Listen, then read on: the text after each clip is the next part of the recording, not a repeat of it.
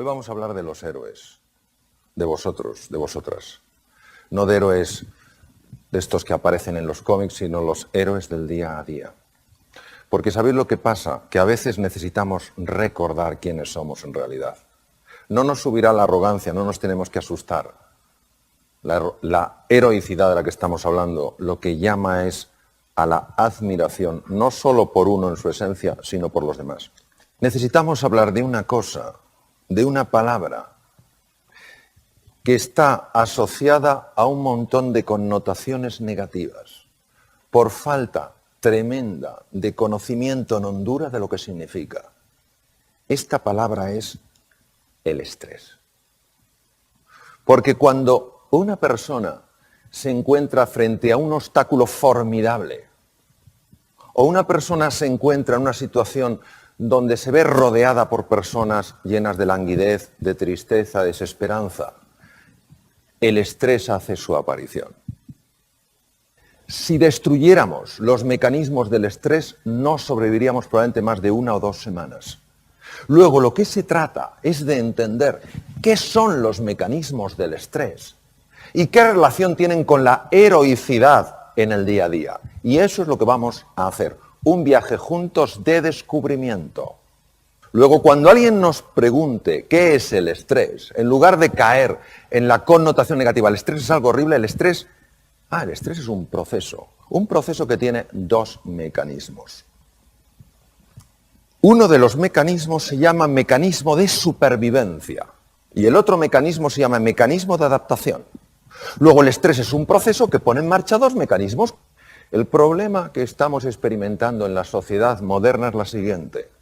El mecanismo de alarma, cuando se pone en marcha de forma esporádica ante un peligro, alguien que viene con un cuchillo y tengo que salir corriendo, un depredador, un autobús que de repente va a pasar, yo voy a cruzar y me quedo paralizado y no me atropella, esos mecanismos de supervivencia están muy bien cuando se activan de forma esporádica. ¿Qué es lo que ocurre?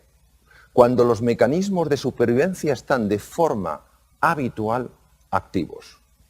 ¿Qué es lo que está pasando actualmente? Eso es lo que vamos a ver. Ya no estamos hablando de que la amígdala se haya activado y luego se desactive. Estamos hablando de que estamos secuestrados por la amígdala. ¿Cuáles son las consecuencias de la activación mantenida de la amígdala?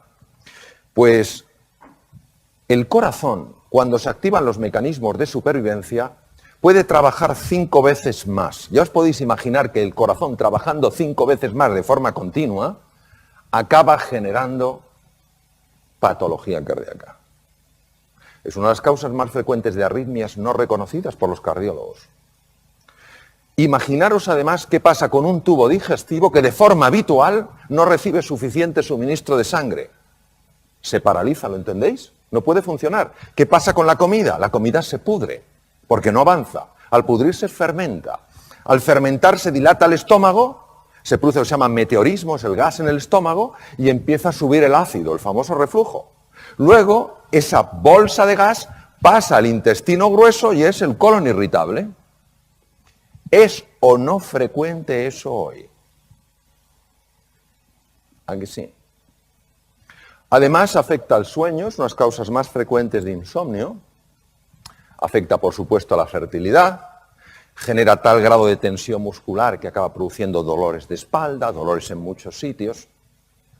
También altera el sistema de defensa del cuerpo, porque en un mecanismo de supervivencia, el organismo, el cerebro, entiende que lo que nos protege frente a bacterias, virus y tumores no es esencial. Por eso se funciona mucho peor a la hora de defenderse frente a una gripe, un catarro, etcétera, etcétera. Tener activado de forma habitual el mecanismo de supervivencia no solamente genera todos estos problemas incómodos del tubo digestivo, no solamente nos acatarramos con más frecuencia, cogemos gripes con más facilidad, dormimos menos, etcétera, etcétera, sino que también tiene la capacidad de afectar a la genética. Afortunadamente tenemos también otros mecanismos de adaptación. Los mecanismos de adaptación son muy interesantes. ¿Por qué? Porque nos ayudan ante la dificultad de una manera completamente distinta a los mecanismos de supervivencia. Observar, este es un terreno incierto, con peligros, los rayos son 30 millones de voltios, pero también seguro que hay oportunidades ahí. En ese momento, cuando no es la amenaza, sino peligro más oportunidad, lo lógico, lo coherente es que el cerebro active no mecanismos de supervivencia, sino mecanismos de adaptación. Si en medio del desierto aparece un coyote, sí se activará el mecanismo de supervivencia, pero mientras tanto es el mecanismo de adaptación. ¿Por qué el mecanismo de adaptación? Porque el mecanismo de supervivencia solo nos permite atacar, quedarnos bloqueados o huir. Y ya os podéis imaginar que para explorar un territorio nuevo, atacar, quedarse bloqueado o huir es una pobre opción. Son los mecanismos naturales del ser humano. Nosotros hemos progresado a lo largo de la evolución desde hace 2,5 millones de años porque los mecanismos que hemos puesto en marcha fundamentalmente son de adaptación. Solo ante la presencia de un tigre de dientes de sable o un mamut o un mastodonte hemos puesto mecanismos de supervivencia. ¿Por qué son tan interesantes los mecanismos de adaptación? Por lo siguiente. Cuando el cerebro pone en marcha ese mecanismo, a diferencia de cuando pone en marcha el de supervivencia, la sangre no va a la amígdala, sino que va a la zona prefrontal, la zona clave para prestar atención, para ver las cosas con perspectiva, para tomar decisiones y para aprender. Además, da una orden para que células madre situadas en las cavidades cerebrales empiecen a convertirse en neuronas, y esto se ha probado en adulto. Por eso el mecanismo de supervivencia es el que nos ha permitido aprender cómo entender ciertos patrones en entornos nuevos. Activa la creatividad, la capacidad de atención, la perspectiva, la memoria. ¿Por qué el ser humano moderno tiene de forma habitual, y esto es una cosa súper constatada desde el punto de vista médico, ¿por qué tiene activado de forma habitual sus mecanismos de supervivencia? Si no le ayudan a adaptarse y encima le generan desgaste incluso a nivel celular. Eso es lo que tenemos que resolver. Generamos interpretaciones de amenazas que son creaciones mentales y respondemos como si fueran peligros y amenazas físicas. Ahora, ¿por qué ponemos en marcha estos mecanismos en lugar de mecanismos de adaptación? Entendemos que el cerebro se equivoca, como se equivoca con el tablero. ¿Pero qué hace que se equivoque? ¿Cuál es la causa? La clave es múltiple. Vamos a analizar los elementos más importantes. El primero es el manejo de la atención. ¿Dónde pongo yo mi atención? ¿Dónde me estoy enfocando? ¿Por qué? Porque donde llevéis vuestra atención será siempre más real para vosotros. Muy importante, la atención es selectiva. Vemos donde miramos. La realidad es muy amplia, pero si solo estamos mirando a un sitio, no veremos lo otro. Mucho cuidado con la toxicidad ambiental. Hay personas que son extraordinarias y a su vez son como agujeros negros. Te chupan la energía. Ves a otra persona igual y dice, ¿tú también has estado con él? Sí. Una cosa es la persona que está pasando por un mal momento o por muchos malos momentos y otra la persona que es fundamentalmente negativa. ¿Entendéis la diferencia, verdad? Mi consejo es distancia, porque os afectará sin que os deis cuenta por vía inconsciente. No penséis que vale decir, no, yo sé perfectamente lo que de esta persona me voy a quedar o no voy a quedar. No es así. Por vía inconsciente está entrando y está afectando a cómo percibo el mundo. Luego, ser vosotros y vosotras los dueños de vuestra atención. Poner vuestra atención donde entendáis que sea inteligente y apartaros de cualquier sitio que por llevaros a ese entorno pone en marcha automáticamente mecanismos de supervivencia. Segundo, las expectativas que tengáis de vosotros y de los demás tienen por sí solas la capacidad de activar o desactivar los mecanismos de supervivencia. El propio hecho de sentirse animado y de tener altas expectativas y de confiar cambia químicamente la sangre. El primero en el mundo que lo vio fue el profesor Bandura. Siguiente tema. Hemos visto la importancia del foco, que me puede meter en un mecanismo de supervivencia o no. Las expectativas, lo mismo. Bajas expectativas activan mecanismos de supervivencia. Son mecanismos mentales, pero que tienen acceso al mundo físico. El tercero es la forma en la que nos hablamos a nosotros mismos. La voz interior tiene tres formas. La voz de la desesperanza, no hay salida. La voz de la sumisión, si hay salida yo no la puedo encontrar. Y la voz punitiva, si hay salida y puedo encontrarla, no merezco encontrarla. ¿Cuál es el efecto en el cerebro? El efecto es fascinante. Activan la amígdala, ¿os acordáis de la amígdala? Activan la amígdala, pero no frente al depredador. Activan la amígdala desde esquemas mentales, puros. ¿Cómo lo hacen? Desde la parte situada encima del ojo derecho, ahí empiezo yo a tener la conversación negativa. Yo no puedo, no me lo merezco, soy incapaz, nunca llegaré, pum, pum. Y enseguida esa idea, ese pensamiento sostenido se convierte en sentimiento porque el cíngulo anterior, que es esto, lo transmuta de un pensamiento en un sentimiento. Inmediatamente se activa la amígdala. La amígdala activa el hipotálamo en la profundidad del cerebro y el hipotálamo pone en marcha el mecanismo de supervivencia a través de las glándulas suprarrenales encima de los riñones, que inundan la sangre de adrenalina, noradrenalina y sobre todo de cortisol, que es la hormona reina en lo que es el mecanismo de supervivencia. Claro, todo eso hace que mi cerebro entre en un mecanismo de ataque, huida o bloqueo, que no me sirve para adaptarme en un mundo que está exigiendo de mí claridad mental y capacidad de aprender.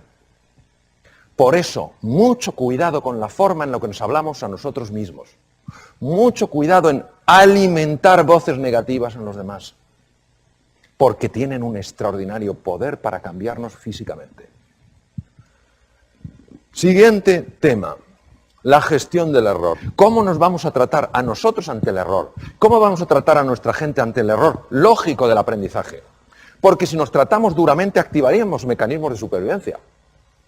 Si entendemos que es parte del proceso y que necesitamos aprender un camino nuevo para progresar, no activaremos esos mecanismos de supervivencia. Ojo, porque somos muy duros con nosotros mismos. Y las heridas que nos hacemos en el corazón y las heridas que facilitamos que a veces otros se hagan, cuesta mucho esfuerzo y mucho trabajo reparar. Hace falta mucho tiempo, mucho compromiso para curar, para sanar heridas en el mundo emocional. Entonces, seamos cuidadosos, gentiles, amables en la forma de hablarnos a nosotros mismos y a los demás. ¿Y qué cosas decía Albert Einstein? La fuerza de la voluntad, la fuerza del compromiso. Es más fácil estar abajo, es más arriesgado subir, pero desde arriba se ve otra perspectiva y se alcanza con la fuerza del corazón, porque lo que el corazón quiere sentir, la mente se lo muestra. La gente sencilla nos puede enseñar grandes cosas. ¿Cuántas veces nos levantamos por la mañana, o me levanto por la mañana para no generalizar, digo, no sé qué, el agua cuánto tarda en salir caliente, hará frío, no sé qué desastre, está lloviendo. Los guerreros Kun en el Kalahari, norte de Sudáfrica, uno de los territorios más duros del mundo, han convertido los esques, las excusas, en los haikes, las acciones, y en los tenemos que, la responsabilidad. Qué ejemplo para nosotros de lo que es la heroicidad en el día a día.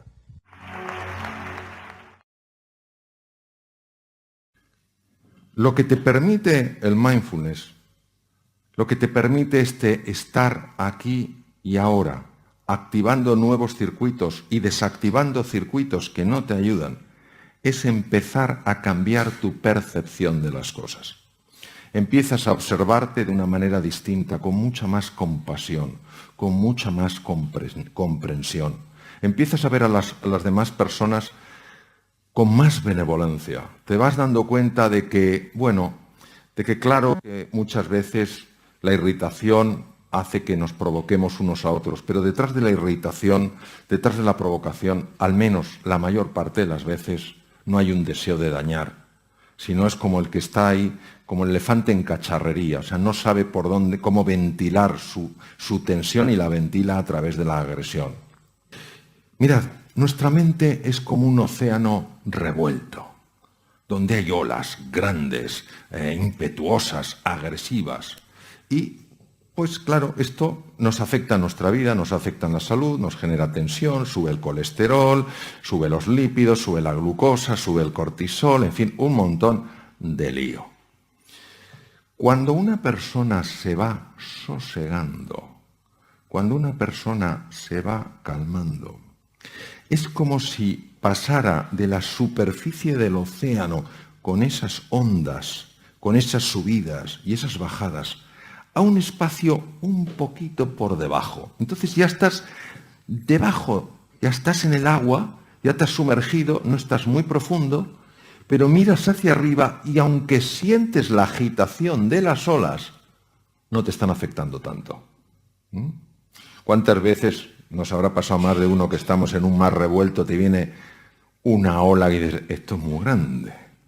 Y en lugar de aguantarla como diciendo, conmigo no puede nadie, tú te sumerges y la ves pasar por encima. Pues es lo mismo, a medida que vas avanzando en la práctica del mindfulness, claro que se siguen produciendo olas, porque la mente no para de producir esos pensamientos, pero ya no te atrapan, los ves como a distancia. Conforme vas profundizando, vas entrando en un sitio verdaderamente curioso. Un sitio que aquí está representado, para los que no lo podéis ver, como el fondo del mar, con sus corales, con sus peces. Este es el fondo de la mente humana. Y entonces, en el fondo, ¿tú qué ves? En el fondo, lo primero que ves son capacidades tuyas que no sabías que tenías. Por eso mejora la confianza, tienes más ilusión, tienes más alegría.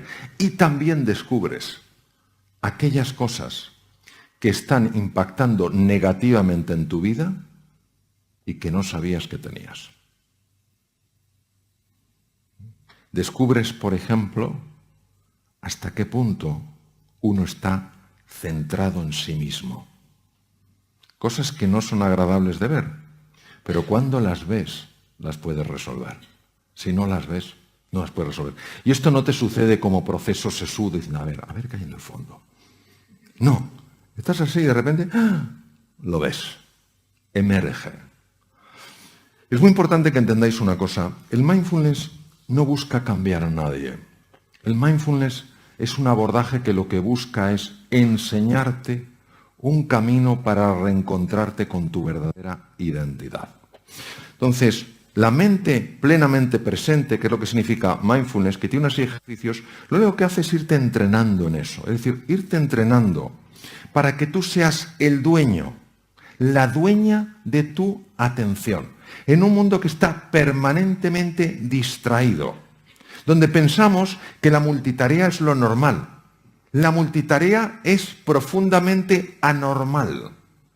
No hay un solo estudio científico que demuestre que el ser humano está hecho para la multitarea. Otra cosa es que vivamos así. Entonces se fractura la atención. Conforme tú vas ganando espacio, teniendo esos 5 minutos, 10 minutos, a lo mejor por la mañana, dices, me voy a sentar.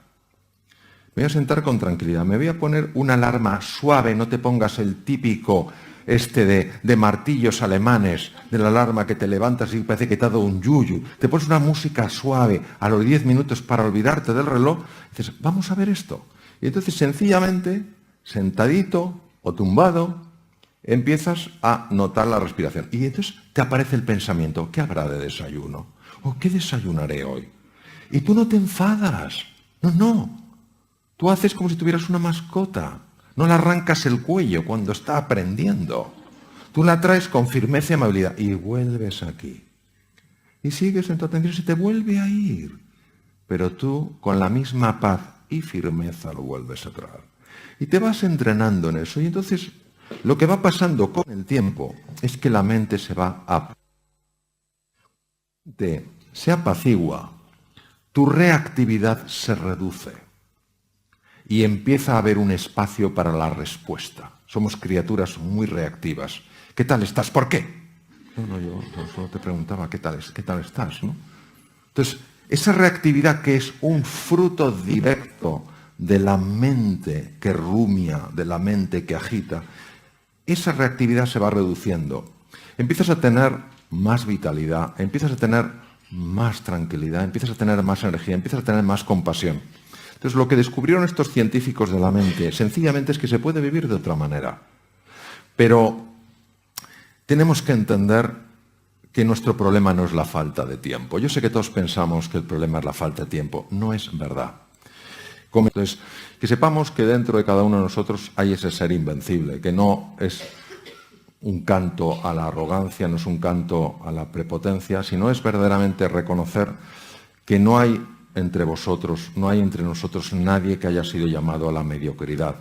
Todos hemos sido llamados a la grandeza. Pero para poder escuchar ese maravilloso Stradivarius en medio de la orquesta, hay que saber silenciar un poco los platillos. Bueno, muchas gracias.